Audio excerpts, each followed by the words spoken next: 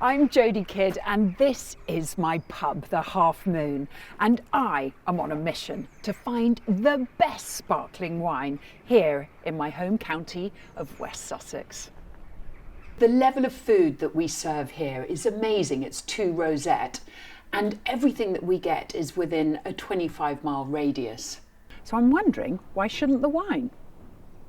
Over the last few years, I've seen so many different vineyards pop up and I've heard that the sparkling wine is just as good as champagne and I would love to get one here.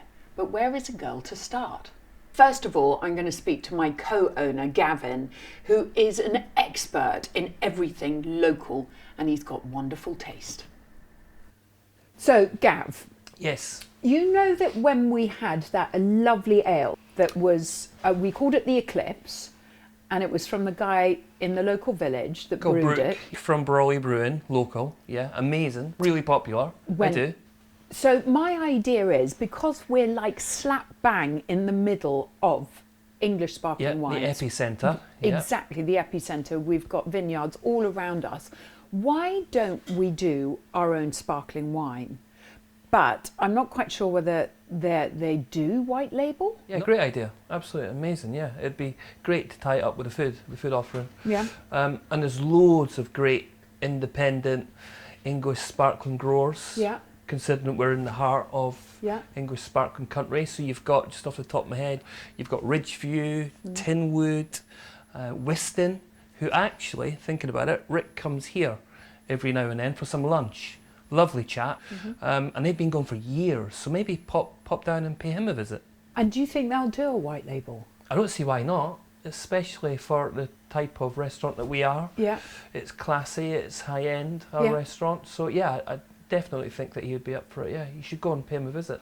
I think I need to ask some questions, because I can imagine just our own, I can see the label already.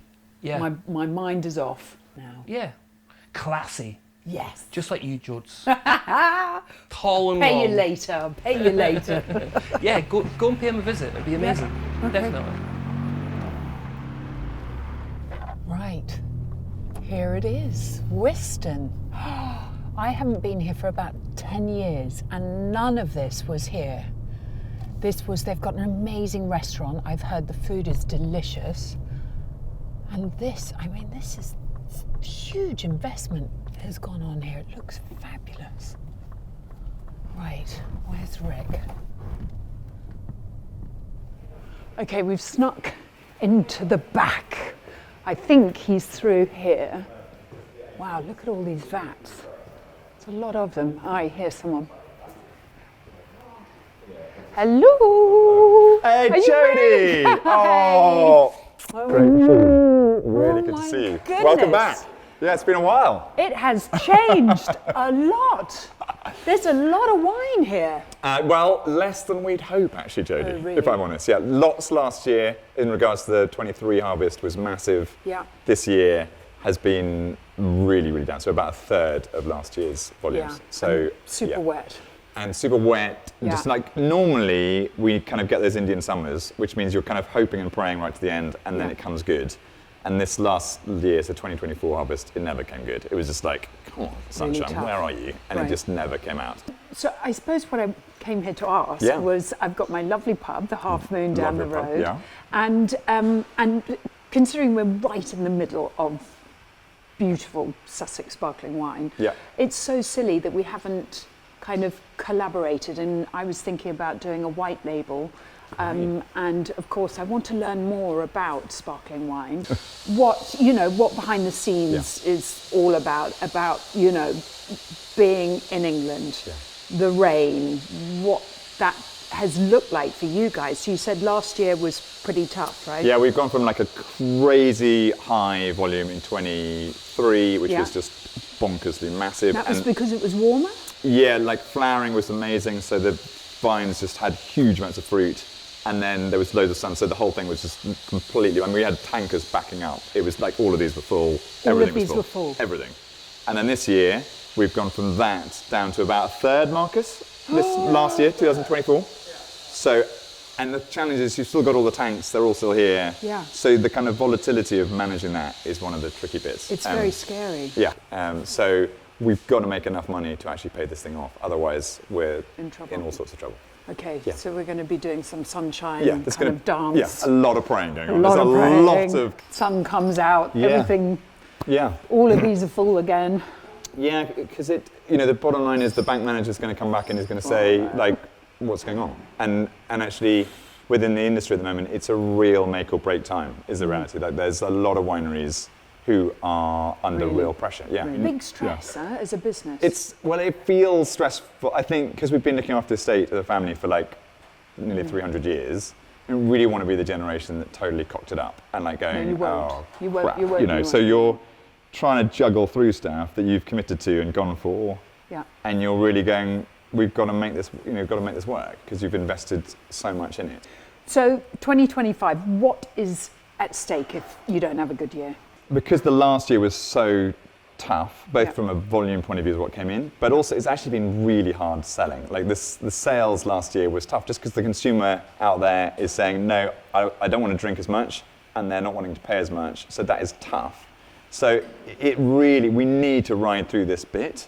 And in order to make sure everyone gets paid at the end of the month, that actually the bank interest still gets paid, we've got to make this year work. Otherwise, there's some really tough decisions to have to make at the end of it. Yeah. Oh, God.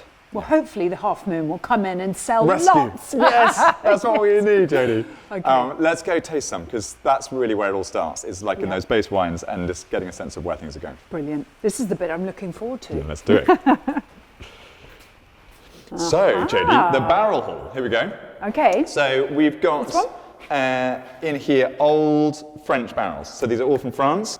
And 2024, although it was a bit of a shocking vintage from a kind of volume point of view, what we find is when stuff goes into barrel, it just starts to mellow out and all those kind of slightly dodgy bits just start to pull together. So this is literally only 9 months old? Less than that. So this was picked in October. So literally it's been in the barrel since then. And yeah. Oh, it smells amazing. It's really great. This is wow. Oh, look at that. Lovely colour. So this is basically the base of what we then. Okay, so this is what we think would be a nice base for the. I haven't even thought of a name yet. Exactly. Half moon, bubbles, something. Oh, it smells Yeah, lovely. yeah, it's got a great nose on it.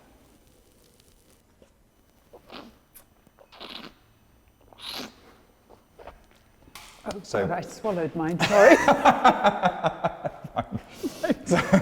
Sorry, never mind.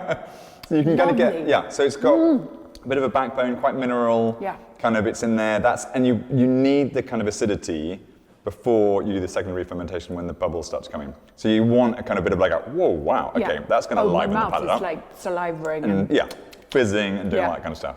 That's amazing. Yeah. There it is. Love it. Yeah. So that's where we're going. Now, have you been around loads of wineries and? No. I am totally new, and it's ridiculous because I've been such a supporter and drinker and love English sparkling, and I know so little about it. Apart from I don't know how you guys do it because it's just constantly boggy and rainy and miserable. Okay, so you've got to go and have a look at some more. So Peter Hall, you've met Peter Hall? No. Okay, Peter at Breaky Bottom, basically the grandfather of English sparkling wine, brilliant character. Peter's been doing it for like 50 years. Really? In Breaky Bottom, beautiful little location down the valley, and he's wonderful. He's got this wonderful hat, nearly always has a rollie stuck in his mouth. Amazing. And there's nothing he doesn't know and no one he doesn't know in the industry, so he'll make you howl with laughter in regards to, he's got a story for everybody. Brilliant. And we were working with him right from the beginning when we started here. Amazing. And so Peter's, been on this journey, but he is the kind of grandfather of English wine, so you should definitely go meet him. Brilliant. He would love you as well. Well, thank you. Thank you so much. Chin chin. Such a pleasure. And bring on 2025. Yeah, come on. Come on. So stay tuned if you want to see my adventures at some of the up-and-coming vineyards around Sussex. We'll meet some of the brave pioneers gambling everything that they've got to put Sussex Sparkling Wine on the map. and we'll follow their ups and downs throughout the year to the make or break harvest in October. And I will find the greatest glass of 25, the perfect tipple, at my pub, and it's going to be delicious.